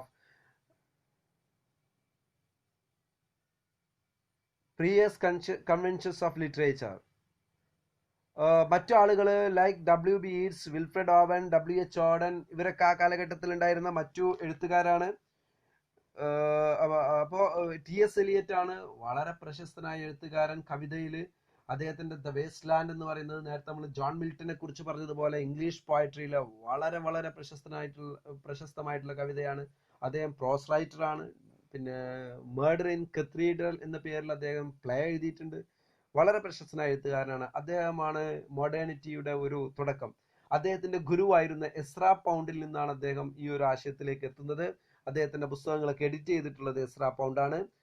അതേപോലെ ഇവരുടെ ഇതിനെ അവാൻഡ് ഗാർഡ് മൂവ്മെന്റ് എന്ന് പറയും. ഇതിന് മറ്റൊരു പേരുണ്ട്. അവാൻഡ് ഗാർഡ് മൂവ്മെന്റുകളിൽപ്പെട്ട, അതായത് മേക്ക് ഇറ്റ് ന്യൂ എന്നാണ് അവാൻഡ് ഗാർഡിന്റെ അർത്ഥം. പുതുമയുണ്ടാക്കുക എന്നർത്ഥത്തിൽ അവാൻഡ് ഗാർഡ് മൂവ്മെന്റുമായിട്ടാണ് ഇവർ മുന്നോട്ട് വന്നിട്ടുള്ളത്. W.B. Yeats ഈ ഒരു കാലഘട്ടത്തിലും വരുന്നുണ്ട്. അദ്ദേഹം പോയറ്റാണ്. Wilfred Owen, W.H. Auden അടക്കമുള്ള കവികളൊക്കെ ഈ ഒരു കാലഘട്ടത്തിൽ വന്നിട്ടുള്ള ആളുകളാണ്. പിന്നെ നോവലിസ്റ്റ് ലൈക്ക് ജെയിംസ് ചോയ്സ് വളരെ പ്രശസ്തനായ എഴുത്തുകാരൻ, നോവലിസ്റ്റ്. അദ്ദേഹത്തിന്റെ യുലീസസ് എന്ന് പറയുന്ന 1922 പ്രസിദ്ധീകരിച്ചിട്ടുള്ള യുലീസസ് നോവൽ ചരിത്രത്തിലെ ഏറ്റവും പ്രശസ്തമാണ്. is considered as the most technically perfect novels of all times for its employment of stream of consciousness and symbolism. Stream of consciousnessum symbolism ഒക്കെ, stream of consciousnessനെ വ്യാപകമായി ഉപയോഗിച്ചിട്ടുള്ള ആളാണ്. അതിനെ ജനങ്ങൾക്കിടയിൽ പരിചയപ്പെടുത്തിയിട്ടുള്ള ആളാണ് ജെയിംസ് ജോയ്സ്. അദ്ദേഹത്തിന്റെ യുലീസസിലൂടെ വളരെ പ്രശസ്തമാണ്. ഒരു വലിയ പുസ്തകമാണ് യുലീസസ്. അദ്ദേഹത്തിന്റെ മറ്റു പുസ്തകങ്ങളുണ്ട്. പോർട്രേറ്റ് ഓഫ് എൻ ആർട്ടിസ്റ്റ് അടക്കമുള്ള മറ്റു പുസ്തകങ്ങളുണ്ട്. അതേപോലെ തന്നെ വിർജീനിയ വൂൾഫ് വളരെ പ്രശസ്തയായിട്ടുള്ള എഴുത്തുകാരിയാണ്. To the lighthouse, Mrs Dalloway ഒക്കെ അടക്കമുള്ള അവരുടെ എഴുത്തുകൾ, അവരുടെ പുസ്തകങ്ങൾ ലോകത്ത് ഒരു പുതിയ തരത്തിലുള്ള ഇമാജിനേഷനിലേക്ക് കൊണ്ടുപോയി, ഒരു പുതിയ തരത്തിലുള്ള ചിന്തയിലേക്ക്, ഫെമിനിസ്റ്റിക് ആയിട്ടുള്ള ഒരു ഐഡിയയിലേക്കൊക്കെ കൊണ്ടുപോയി. അതേപോലെ വൺസ് ഓൺ റൂം എന്നതും അവരുടെ മറ്റൊരു പുസ്തകമാണ്, ഒരു ചിന്തയാണ്. അതേപോലെ ഈ കാലഘട്ടത്തിലെ എഴുത്തുകാരിൽ വളരെ പ്രശസ്തനായിട്ടുള്ള മറ്റൊരാളായിരുന്നു H.D. ലോറൻസ്. H.D. ലോറൻസിന്റെ psychological explorations of the lives of individuals in bourgeois economies from the themes of controversial novels ഒക്കെ അദ്ദേഹത്തിൻ്റെതായിരുന്നു. അതിൽ sons and lovers, lady Chatterley's love ഒക്കെ അതിൽ പെട്ടിട്ടുള്ളതാണ്. പിന്നെ ക്രിട്ടിക്സ് ലൈക്ക് അയർ റിച്ചാർഡ്സിന്റെ പ്രാക്ടിക്കൽ ക്രിറ്റിസിസം വളരെ പ്രശസ്തമാണ്. ഇപ്പൊ മോഡേൺ പീരീഡ് എന്ന് പറയുന്നത് വളരെ പ്രശസ്തമായിട്ടുള്ള ഒരു കാലഘട്ടമാണ്. മോഡേണിസം നമുക്ക് ശേഷം വീണ്ടും പഠിക്കാനുണ്ട്. പോസ്റ്റ് മോഡേണിസം, ദ ഇറ after world war second 1939 to 1945. ഒന്നാം ലോക മഹായുദ്ധം ത്തിന് ശേഷമുള്ള കാലഘട്ടത്തെയാണ് നമ്മൾ എന്ത് പറയുക, ദ പോസ്റ്റ് മോഡേൺ പീരീഡ് എന്ന് പറയുന്നത്. ഈ പോസ്റ്റ് മോഡേൺ പീരീഡ് ഒരു അംബർല ടേം ആണ്. ഒരുപാട് പിന്നെ ഇസംസ്, ഒരുപാട് വ്യത്യസ്തമായ ചിന്താധാരകൾ ഇതിൽ വന്നിട്ടുണ്ട്. The revolt against high cultural values of modernism. അവരുടെ ഒന്നാമത്തെ കാര്യം എന്ന് പറയുന്നത് ഹൈ കൾച്ചറൽ വാല്യൂസ് ഓഫ് മോഡേണിസത്തിനെതിരെയുള്ള റിവോൾട്ടുമായിട്ടാണ്. ഹൈ ആർട്ടായിരുന്നു മോഡേണിസം. മോഡേണിസത്തിൽ നിയോ ക്ലാസിക്കൽ ഏജിനെ പിന്തുടരുകയും ആർക്കും മനസ്സിലാവാത്ത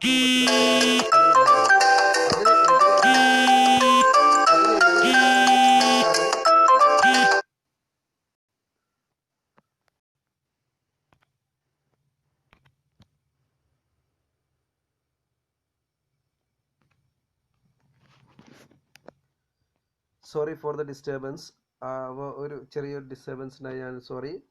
അപ്പോൾ പിന്നെ അതിനെതിരെയുള്ള ഒരു എഴുത്താണ് ഈ കാലഘട്ടത്തിൽ നടന്നിട്ടുള്ളത്, cultural values of modernism, the new apocalypse neo romanticism of Dylan Thomas. ഈ കാലഘട്ടത്തിൽ വന്നുള്ള ഒരു പുതിയ തരത്തിലുള്ള റൊമാൻറ്റിസിസമാണ് ഡിലാൻ തോമസിൻ്റെ കവിതകളിൽ ഉണ്ടായിരുന്നത്.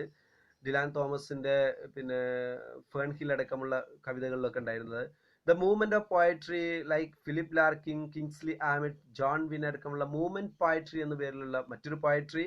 Historically rooted Irish poetry of Seamus ഹെനിയെ പോലെയുള്ള ആളുകളുടെ ഹിസ്റ്റോറിക്കലി റൂട്ടഡ് ആയിട്ടുള്ള ഐറിഷ് മൂവ്മെന്റിന്റെ ഭാഗമായിട്ട് വന്നിട്ടുള്ള poems.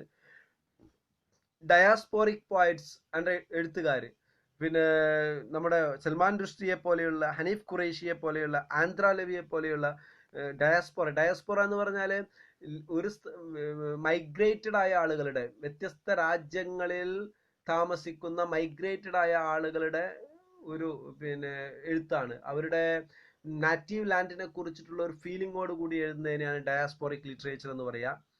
Kitchen sink drama of Arnold വെസ്കറുടെ കിച്ചൺ സിംഗ് ഡ്രാമ എന്ന് പറഞ്ഞാൽ ഈ ഡ്രാമകൾ ഒരു തരത്തിലുള്ള ആംഗ്രി യങ് മാൻ ഉണ്ടാകും. ആംഗ്രി യങ് മാൻ അടുത്തതിൽ നമ്മൾ പറയുന്നുണ്ട്, സമൂഹത്തിൽ നടക്കുന്ന ദുഷിച്ച കർമ്മങ്ങൾക്കെതിരെ പോരാടിക്കൊണ്ടിരിക്കുന്ന ആംഗ്രി യങ് മാൻ. അപ്പോൾ അവര് ഇതുവരെ നിങ്ങൾ കവിത എഴുതിയതും നോവൽ എഴുതിയതും നാടകം എഴുതിയതൊക്കെ ആർക്കോ വേണ്ടിയിട്ടാണ്. കിച്ചണിൽ നടക്കുന്ന നമ്മുടെ ഡൊമസ്റ്റിക് ആയിട്ടുള്ള പ്രശ്നങ്ങൾ മുതൽ ആളുകളുടെ ഭക്ഷണമില്ലാതെ നടക്കുന്നു, ആളുകൾ ജോലി ഇല്ലാതെ നടക്കുന്നു, റിയലിസ്റ്റിക് ആയിട്ടുള്ള കുറച്ചും കൂടെ കാര്യങ്ങൾ നിങ്ങൾ എഴുതണം, അവരുടെ പ്രശ്നങ്ങളെ കണ്ടെത്തി എഴുതണം എന്ന് പറഞ്ഞിട്ടുള്ള kitchen sink drama. Angry young man of John ഓസ്ബോണിന്റെ ആംഗ്രി യങ് മാൻ ഇതേപോലെ തന്നെയാണ്. ലുക്ക് ബാക്ക് ഇൻ ആങ്കർ അടക്കമുള്ള അദ്ദേഹത്തിന്റെ ഡ്രാമയിലൊക്കെ അദ്ദേഹം പറയുന്നത് പിന്നെ ആംഗ്രി ആയിട്ടുള്ള ഒരു ചെറുപ്പക്കാർ ഉയർന്നു വന്നു, നിലവിലുള്ള സാമൂഹികമായിട്ടുള്ള പ്രശ്നങ്ങൾക്കെതിരെ നിലനിൽക്കുന്ന ആളുകൾ. The theatre of absurd, Samuel Beckett's waiting for Godot. Samuel ബക്കറ്റിന്റെ വെയിറ്റിംഗ് ഫോർ ഗോദോ അടക്കമുള്ള തിയേറ്റർ ഓഫ് അബ്സേർഡ് തിയേറ്റർ, ഇതൊക്കെ നമുക്ക് ശേഷം വളരെ കൃത്യമായി പഠിക്കാനുള്ളതാണ്.